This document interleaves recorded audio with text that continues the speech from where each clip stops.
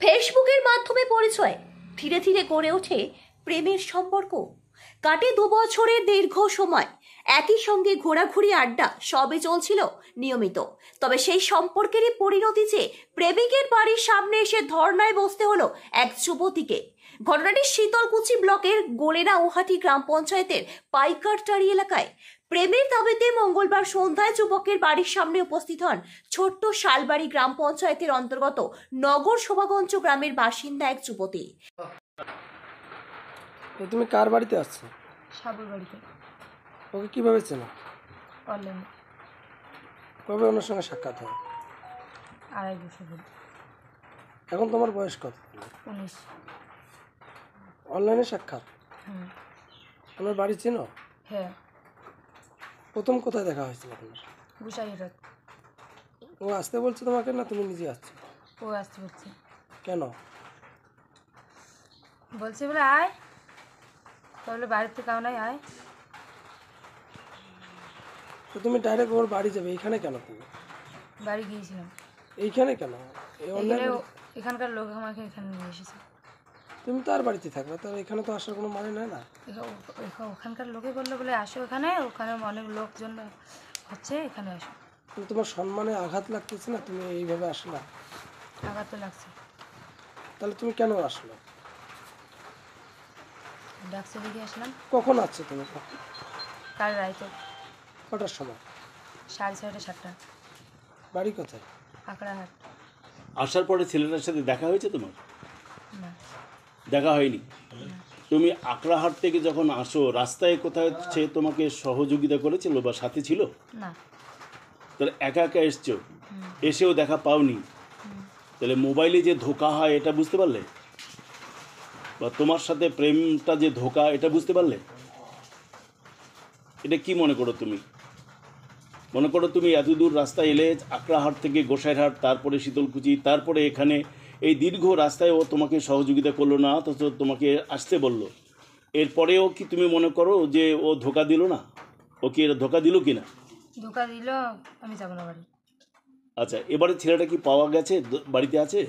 বাড়িতে নেই, কিন্তু ওর নানার বাড়িতে আছে। ওর নানার বাড়িতে আছে। তাহলে মানে ছেলেটাকে তুমি কিভাবে আনবে? আমি কথা বলা হবে তারপর।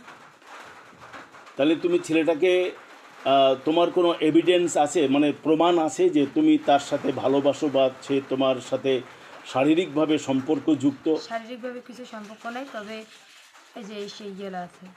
কি? মেসেজ, ফটো, আচ্ছা, ভয়েস রেকর্ড কল, এগুলো আছে। না, ভয়েস রেকর্ড কল এগুলো দিয়ে তো আর মানে এগুলো হর হামেশাই যে কেউ যার কারোর সাথে করতে পারে, এগুলো হয়ে থাকে, এগুলো ব্যাপার নয়। কিন্তু বিবাহ সম্পর্ক যখন তৈরি হবে তখন তার যে আন্তরিকতা বা একাত্মতা, সেটার কোনো প্রমাণ আছে? নাই। তাহলে এবারে তুমি কি করবে? আমি বাড়ি যাবো না, ওনার বাড়িতে থাকবো। ও বাড়িতে নেই এখন? ও বাড়িতে নিয়ে আসবে, ওর বাবা মা আসবে। ওর বাবা মা কি তোমার সাথে প্রেম করেছে? না, ওর বাবা, আমি কি বলছি, ওর বাবা মা আমার সাথে প্রেম করছে। তাহলে ওর বাবা বাবা মা আসবে, ও 2-4 দিন পর ওখানে আসবে। তোমার বাবা মা জানে? আমার বাবা না জানে না। বাবা মাকে বলে এসেছো বা বাবা মা তোমাকে এখানে পাঠিয়ে দিয়েছে? না, জানে না বাবা। জানে না। তাহলে তোমার বাবা মা জানে না, ওর বাবা মা বাড়িতে নেই, ছেলেটা তোমার সাথে নেই, তো এই ধরনের অপকর্ম এটা তুমি করলে, এটা কি ঠিক কাজ করেছো? আমার দিয়ে ঠিক আছে। ও যে আসতে না বললো, তাহলে আমি আসলাম। আসতে, যে কেউ আসতে বললে তুমি আসবে? যে কেউ তো, আরও তো অনেকগুলো ছেলে আছে, ওগুলো তো আসতে বলে নেই। না, তোমার বয়স 19 বলছো, তাহলে এই মনে করো যে এই 19 বছর বয়সে আর কটাকে তুমি এইভাবে ফোনে আলাপ করেছো?